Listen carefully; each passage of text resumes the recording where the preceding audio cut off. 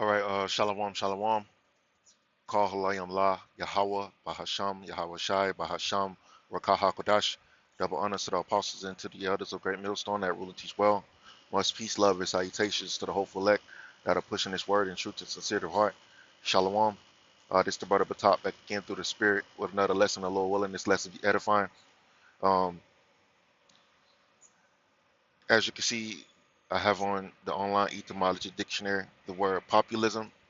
And this is a new word that I just learned about recently.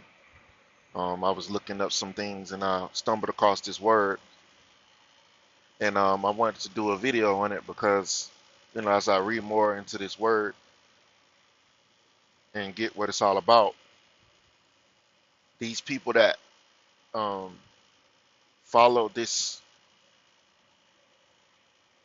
ideology or philosophy, they understood that they was being fucked over by the ruling class elite, and that's what these Americans today are starting to realize.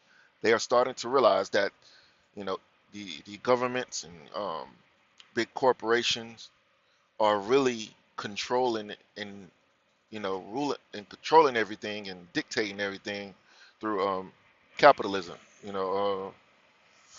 So basically, the American people are being disregarded and screwed over by the government, by big corporations, and the ruling elite.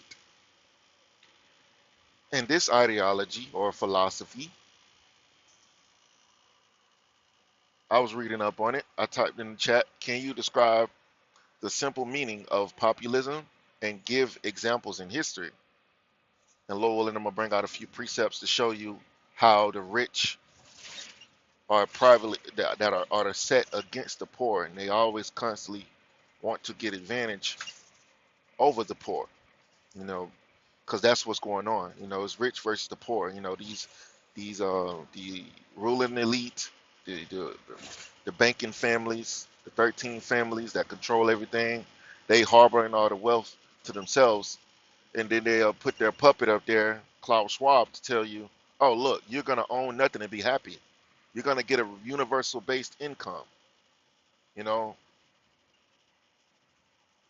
meanwhile they're hoarding all of the wealth unto themselves, and you don't have no power. You won't have no authority. You won't own any land. You won't own anything. Everything that you get will be issued to you.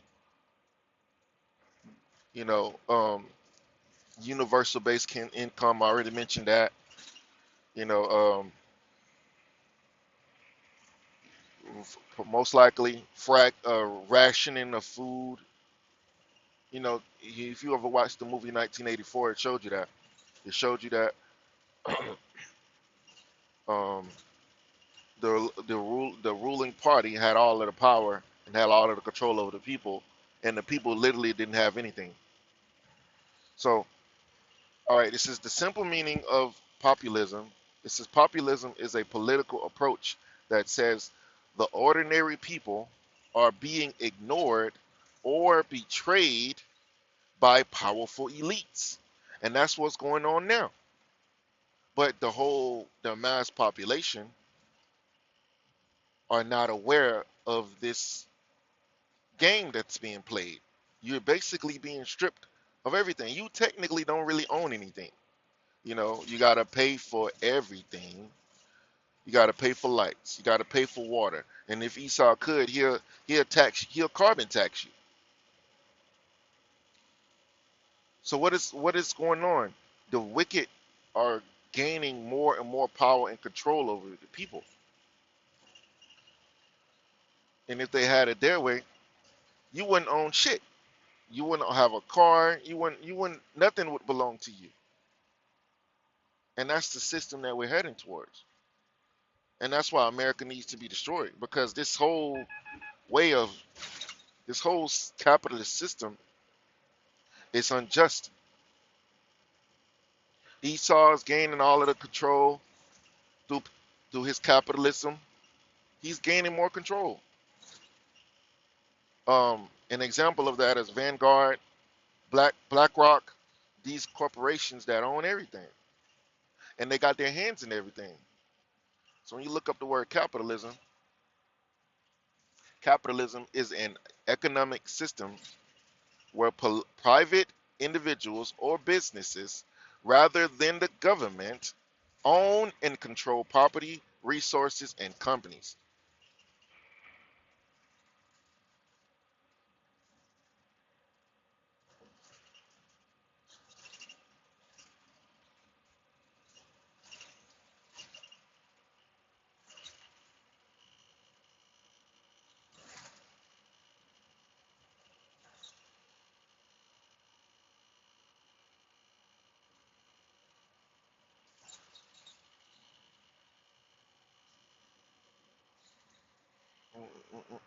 I'm just typing in something real quick,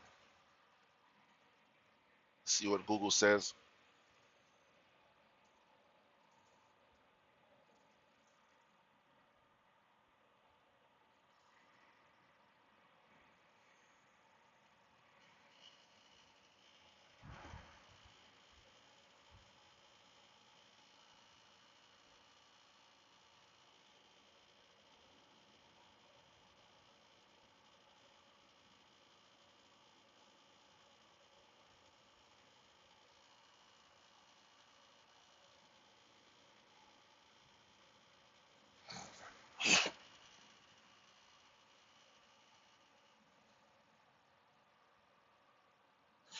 All right, I'm gonna just read this last bulletin. It says BlackRock continues to operate as a central entity in capital markets, navigating the changing landscape of the 21st century capitalism. So basically, um, BlackRock and Vanguard, they are examples of capitalism. BlackRock is the world's largest asset manager, holding roughly 10 trillion in assets as of 2025, making it a foundational for-profit pillar of global capitalist finance. See,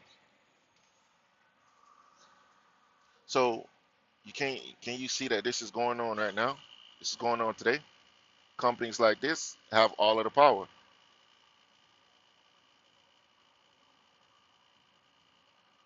have all of the power, and the American people are no or are not waking up to this. All right, let's read some more. The ordinary people are being ignored or betrayed by powerful elites, and politics should give back power to the people. It divides society into two groups: the people, ordinary citizens; the elite, politicians, wealthy individuals, institutions, media, etc. Populist leaders claim they represent the true will of the people against a out of reach establishment. Populism can exist on the left or right politically. It's more about style and message. That's more than I'm sorry. It's more about style and messaging than a specific ideology. Historical examples of populism: the U.S. Populist Party, 1890s, also called the People's Party, represented farmers, working class Americans. Argued that banks, railroads, and big businesses had too much power, and that's what you see now. They own all of the land. You're literally gonna um, you're not able to really technically own your land. You may have be buying a house, but the land you have to pay taxes on it because ultimately it doesn't belong to you. And even if you did pay off whatever you need to pay off, Esau can still um, take that land from you. So Esau has established a system where it only benefits the rich, and the poor gets left behind, or unpaid, don't have true wealth. You can never get ahead because the rich are getting richer by screwing over the poor, and the poor are getting poorer. So this whole system is just unrighteous. And groups like the Populist Party of the 1890s, they was seeing this. And today Americans are starting to see that they're being screwed. but it's nothing you could do about it. It says wanted economic reforms like regulating corporations. This this is where the term populism originally became widely used. Going down to Donald Trump, 2016, it says campaigned against the the political establishment, criticized elites, media, and global institutions, framed himself as representing forgotten Americans, and that's exactly what Trump was basically like he had a populism. He was basically a populist. That's what he pretended to be in order to win over the minds of the people. So I'm gonna go down to key factors. It says key features, not key factors, key features of populism. Populist movements often use simple, direct language, emphasize us versus them, criticize established institutions, focus on strong, charismatic leadership. Important note: populism itself isn't automatically democratic or authoritarian. It can expand political participation or weaken institutions and checks and balances. It depends on how it's used. Because there was an example, Benito Mussolini rose to power claiming to restore national pride, framed himself as the voice of the people against weak politicians. His movement became fascist and authoritarian. This shows populism can move in authoritarian directions. So basically, that man totally seizing all power to himself. So I'm gonna go get some precepts. Sirach, the 13th chapter. This is why America must be destroyed, because even under um, certain laws in the in the Bible, it benefited the people. You know,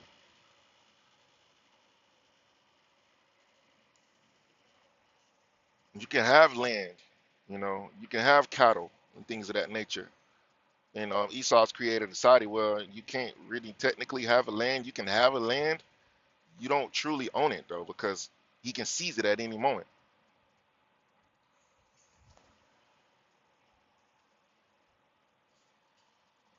Sirach chapter 13, verse 18, it says, "What agreement is there between a hyena or a dog, and what peace between the rich and the poor?" Because ultimately, the poor is always going to be constantly a victim of the rich, or taken advantage of by the rich. That's what we see this capitalist society today. Oh, let's type something in on the chat.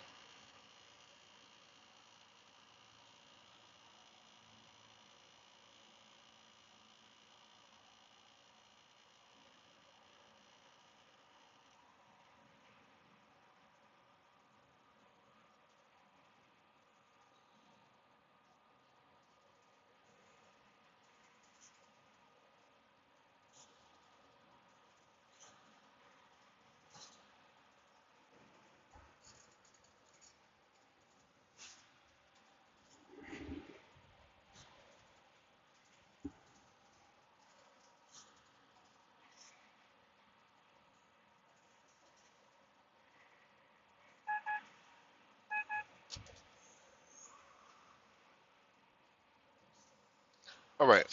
Now, it said capitalism can benefit the poor, but we know we dealing with Esau, Edom, the so-called white man. He doesn't play fair. He doesn't play fair. They don't do things to benefit nobody but themselves. So I'm gonna skip over these things that can be things that they do, but they don't. They can do a lot with all of the money and influence that they have, but they don't do it. They don't do things the right way because they're not set up to do it. The wicked are estranged from the womb. You see, so we can't sit up here and assume that Esau is gonna do right because he was accustomed to do evil. Like Scripture says. Let's go get it real quick. You think Esau gonna be righteous? It's gonna be fair? The Scripture says he's a niggard. Well, a niggard. Let's look at the word niggard. Sirach 14:3, it says, "Riches are not comely for a niggard, and what should the envious man do with money?" Sirach 14 and 10. It says, a wicked eye envieth his bread, and he is a niggard at his table. A niggard is a stingy person. So Esau is a niggard. He don't want you to have anything. Klaus Schwab said what? You will own nothing and be happy. That's what the ruling elite think. That's how they want to conduct a society. That's what they want to bring. And they're gonna bring it ultimately with that chip. Smart cities, lock you down, give you a universal base income. This is a total unjust society where the rich and the elite are gonna literally take advantage of the people, and you're not gonna own anything. You're gonna be a slave that's being controlled by the state. And your chip, your microchip, man, eternal slave. Sirach chapter. Wait, what was I reading? No, I was gonna get a precept. What was it? Damn. Ah, Dwadi Habashima custom evil. Ah, I spelled it wrong. Jeremiah 13 and 23, it says, can the Ethiopian change his skin or the leopard his spots? Then what? Then then may ye also do good that are accustomed to do evil? See, when Esau has a capitalist society, you think he's going to do good with it or he's going to do evil? He's going to do evil. He's going to hoard everything to himself, and that's what you see. Everything belongs to them. How capitalism may not benefit the poor. It says capitalism often creates wealth, but not evenly. Not evenly. That means everybody get a fair share, but everybody doesn't get a fair share. We get the crumbs. We get the crumbs of capitalism. It says the rich can become much richer while the poor may struggle if wages stagnate. Wages are stagnating right now, man. Everything is going up but your wages. Costs, housing, healthcare rise faster than income, and that is happening now. You could go on here and try to buy a house. House is hundreds of thousands of dollars. You got to get a loan. Got to get a take out a loan, basically a mortgage, just to get that. You can't. And the interest rates are high. It's basically hard for you to get ahead if the costs are going up, but the wages are not going up. The amount of money that you're bringing home every day or every week or every month, every 2 weeks, it's not increasing. But the prices of everything is increasing. So that means you got to work more, you got to get more money, you got to work more jobs to get more money just so you can stay ahead. It says a lack of safety nets. If there were if there are weak social programs, poor people may lack health care, education may be unequal, economic downturns can hit hardest at the bottom. Pure or unregulated capitalism can leave vulnerable groups exposed. Power imbalances. Large corporations can gain influence over wages, politics, markets. This can sometimes limit fair competition and worker bargaining power. What history shows? Modern, most modern wealthy countries today are not purely capitalist. They combine market economies with government regulation and social programs. Example: the U.S. more market driven. Sweden, Sweden, capitalist economy, strong welfare state. Both are capitalist but structured differently. Bottom line: capitalism tends to increase overall wealth, reduce extreme poverty over long time periods, but whether it benefits the poor significantly depends on education access, worker uh, uh, protections, healthcare systems, social safety nets, fair competition laws. It's not simply yes or no. It depends on how the system is designed and regulated, which Esau don't give a fuck about how it's regulated for the poor. They only care about themselves. So let's go back to Sirach chapter 13.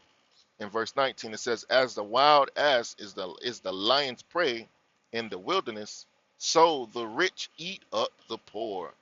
And we're dealing with a ruler that is unrighteous. He's not fair, and the scriptures tell you about he shows no mercy. And the scriptures tell you that let me get it real quick. False balance is abomination to the Lord. So everything, God has to be properly balanced. Proverbs 11:1, it says, "A false balance is abomination to the Lord, but just a just weight is delight." So even when people that, what did Yahweh shall tell the rich man? Give to the poor. You think Esau does that? You think Esau gives a fuck about the poor? And I'm doing this lesson to show you that the unfairness of this society, and why this place is going to be destroyed, because it literally eats up the poor. Sirach chapter 13, verse 20, it says, "As the proud hate humility, so doth the rich abhor the poor." See, and looking at this society as a whole, this place is going to be destroyed. These unrighteous ways of things being done is going to be done away with, man. It says, "A rich man beginning to fall is held up of his friends, but a poor man being down is thrust away by his friends." So I really wanted to get. I thought there was some more in here. So the basically the poor class are being taken advantage of, and a lot of those the poor are mainly Israelites, so-called Negroes, Latinos, and Native Americans, and even their own people as well. Their own people are being screwed over by the elite as well. So we're steering towards a society where the elites, the international bankers are gonna own everything. They're gonna own all the property, own all of it. They're gonna control every single thing, and they're gonna put a chip in you and make you an eternal slave under their system. You know, where you can't do anything unless you have the chip, and everything is regulated and controlled by them. Which the word government means mind control. So they're literally gonna have control over everything. So at least those people was in their right minds to know that they was being screwed over, by the elite. And the same thing is going now. The scriptures speak about there's nothing new under the sun. Esau's been doing this for a very long time.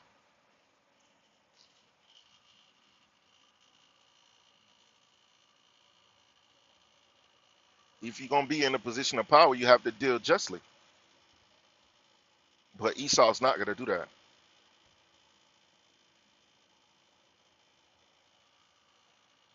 So Job chapter 21, verse 7, it says, "Wherefore do the wicked live, become old, yea, are mighty in power? Their seed is established in their sight with them, and their offspring before their eyes." So we see that now. The wicked, they live, they become old, and yeah, they are mighty in power. They got old money, and your governments are bought and paid for. So they're literally puppets. The governments are puppets controlled by the elite, man. The elite bankers.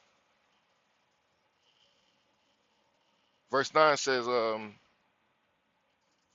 "Their houses are safe from fear, neither is the rod of the Most High upon them." See, because it's their time right now, you know. But their time is coming to an end. This is their control. This is their empire. This is their kingdom. But it's ultimately coming to an end. Wicked,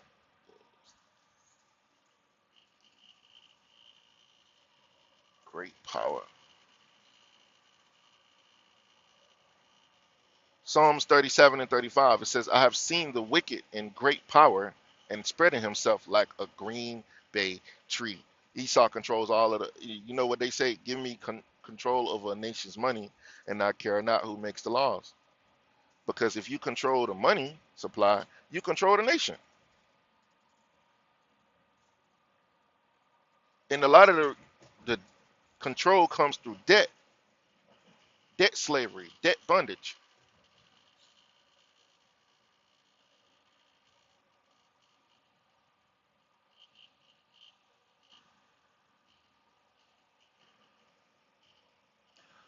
Debt slavery, also called debt bondage, is when a person is forced to work to repay a debt, but the debt is structured so they can't realistically pay it off. It becomes a form of slavery because the person cannot leave. The debt keeps growing, interest, fees, added charges. The work is forced or unfair. Sometimes the debt even passes to children.